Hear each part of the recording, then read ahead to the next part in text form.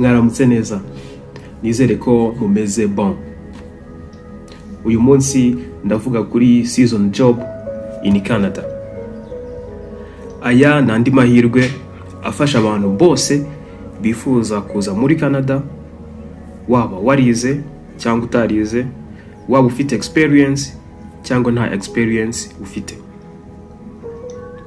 Noneho muri ibi bihe by'impera z'umwaka byo hotels menshi ari guhayaringa abakozi kubera ko bino bihe bya Christmas tugezemo. Mu hotels haba harimo akazi kenshi cyane. Rero iyi season job irifashishwa kugira ngo bahayaringe abanyamahanga, kugira ngo imirimo ihari mu mpera z'umwaka cyane Christmas ibone abayikora. Hari abasanzwe bumva season job, hari abumva ko ari agriculture gusa. Oya, ntago ari agriculture.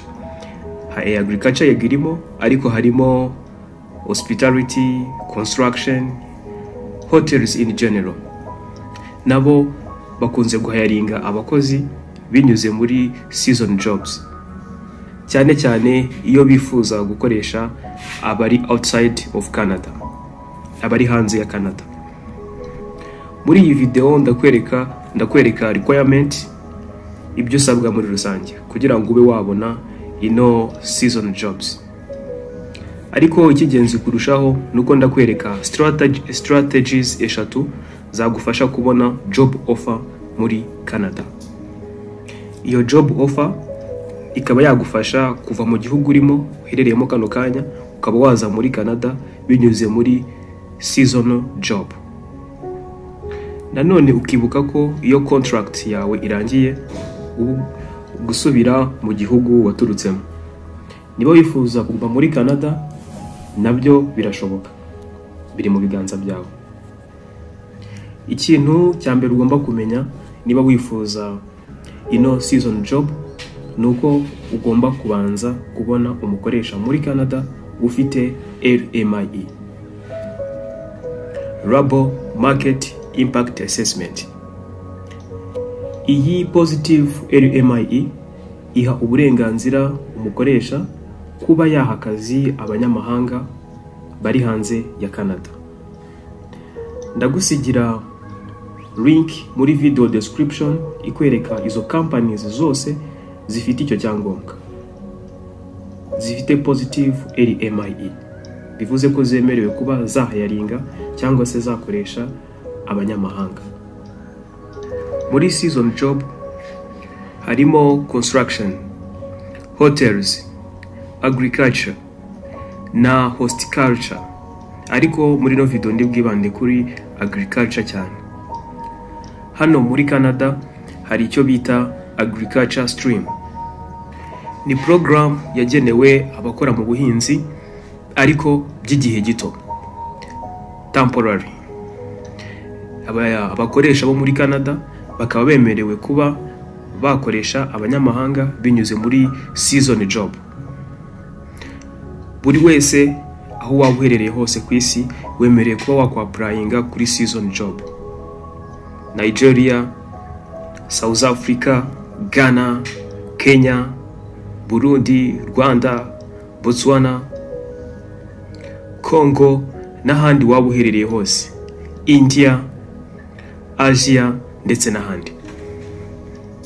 Government ya Canada yatanze uburenganzira ndetse n'ibyangombwa bijyanirana na license ku ma companies kuba yemerewe kuba yahayaringa abanyamahanga, cyane muri iki gisata cy'ubuhinzi, agriculture. Rero abanyamahanga babyifuza bemerewe kuba basaba akazi muri harvesting, fruit picking n'indi mirimo yose ijyaniranye na agriculture. Inyungu nakubwira kuri wifuza kano kazi ukaba udafite itike ikuvana aho uri kugeza muri Canada, nuko umukoresha azakwishyura itike izagukura aho uherereye kano kanya akakugeza muri Canada. Azaguha naho kuba, accommodation, health insurance, ubwishingizi mu kwivuza, ndetse uzanahabwa free trainings mbere yuko utangira akazi.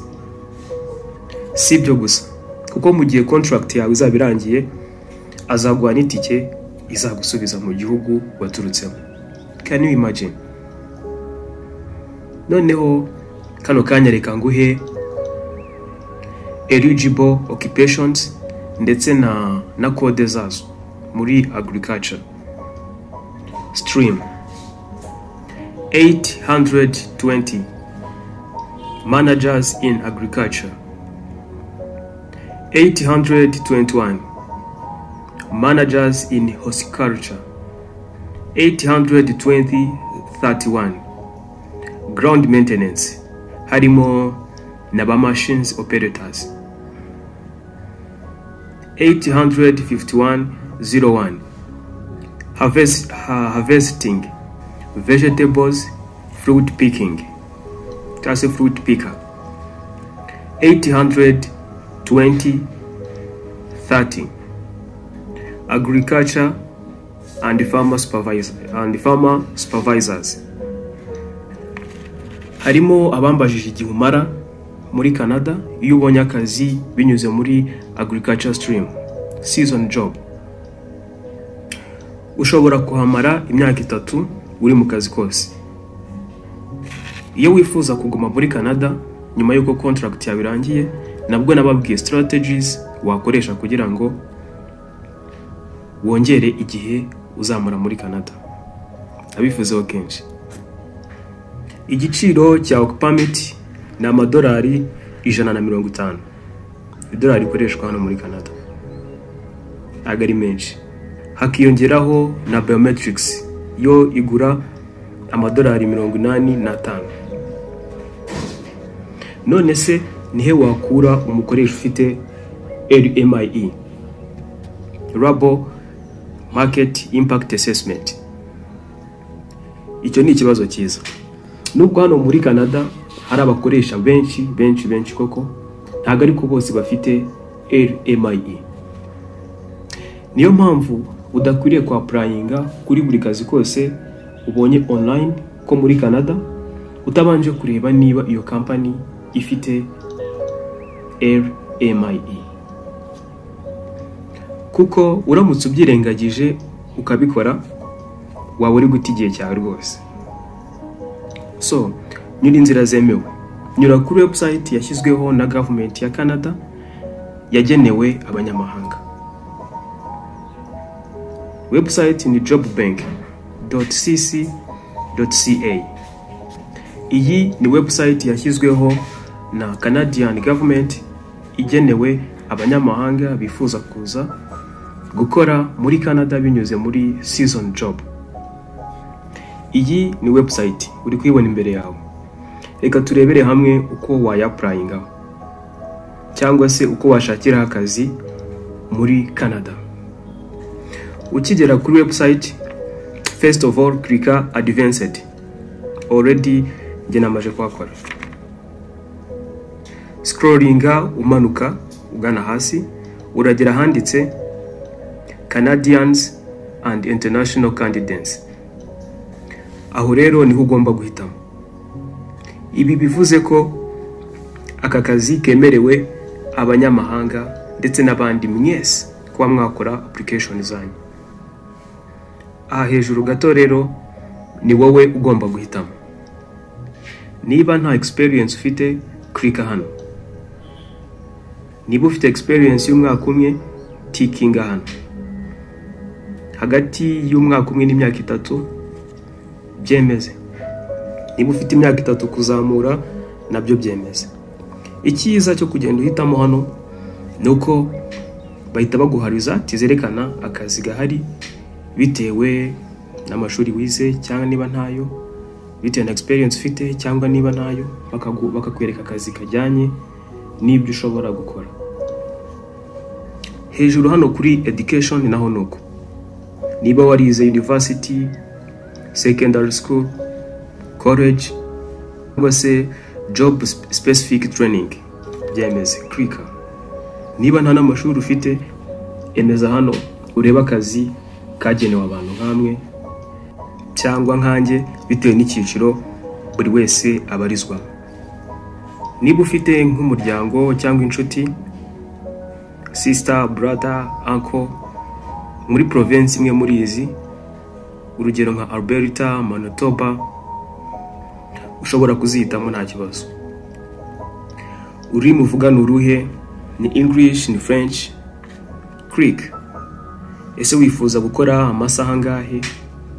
Ni full time, ni part time, term or contract, ni seasonal cyangwa ni casual? Urahitamo. Nurangiza kugenda utikinga witonze, urabona view search. Nurangiza ubone result zose z'akazi gahari bakurikije ku buryo wagiye utikinga, amashuri ufite, experience ufite, bagende babihuza, urabona result ziri buze. Haraba harimo akazi kose gahari, ndetse urahita uhabona n'umukoresha wujuje ibisabwa kuba yaguhayaringa, ufite positive AMIE. Ngira ngo uri kugenda ubona positions zitandukanye hano n'izindi nyinshi ugenda ukomeza kubona, umenye ko ari season work. Ushobora kuba waza applyinga rwose. Reka wenda nkirike kuri iyi ngiyi yo muri agriculture, farmer work. Ngiyi ndayikuruye, numara kuyiklikaho birakugeza hano. Ariko niba utifuza positions zo muri agriculture, ushobora no applyinga mu bindi, for example nko muri housekeeping cyangwa se kitchen helper. Ibyo byose ukabikorera kuri official government website. Aka kazi kose uri kubona imbere yawe kari available ku banyamahanga. Muri iyi video nibanze cyane ku bantu bo muri agriculture, kuko nkunze kubona bayandikira cyane bambaza ibijyanye na season work. Reka duklike kuri farmer work. Bahita bakwereka umubare ukenewe kuri no position. Ikindi kandi bahita banakwereka ko iri verified. Bivuze ko government ya Canada yahaye uburenganzira ino company kuba yahayaringa abantu bari outside of Canada. Tukiri kuri uyu mwanya wa farmer work, uri kubona ko ku isaha hagenewe kuzajya uhembwa amadolari 16 n'ibice 55. Iri ni dolari ikoreshwa muri Canada. Mu cyumweru ugakora amasaha 40. Ikindi kuri no mwanya uri kubona ko ku bijyanye na education, nta degree bagusaba, nta certificate, nta diploma, yewe nta na experience bigeze bakwaka, kuko bo ubwabo bazakwetrainingira mbere yuko winjira mu kazi. Hasi uri kubona ko abemerewe ku applyinga kuri no position harimo abanyakanada bafite permanent residence, temporary resident, ndetse n'abandi bose basigaye, harimo n'abadafite work permit. Rero iyi ni indi nzira wakoresha ukaba wabona job offer muri Canada.